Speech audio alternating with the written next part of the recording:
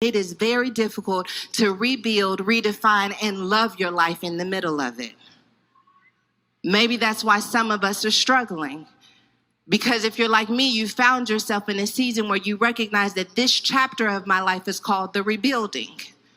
This chapter of my life is called the redefining. And because I don't know what it is becoming, it's difficult for me to love it because I'm afraid of what I'm going to lose in the process. I don't know who I'm going to be on the other side of this. I don't know if I'm going to survive with the same openness. I don't know if I'll still have the same creativity, but I'm allowing myself to go through the redefining anyway because obedience is better than sacrifice, or maybe obedience is sacrifice because I have to give up my comfort zone in order to be obedient. And sometimes in church, we make obedience seem like you can do it with confidence, but the truth is, sometimes obedience is sacrifice. Because in order to be obedient, I have to be willing to let go of my idea of what my life should look like.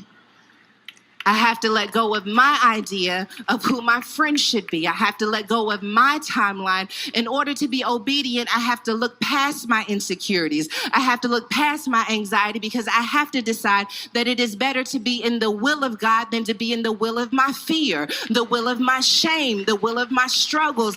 And so I am obedient even though I am uncomfortable. Ruth is at a moment where her obedience is on the line.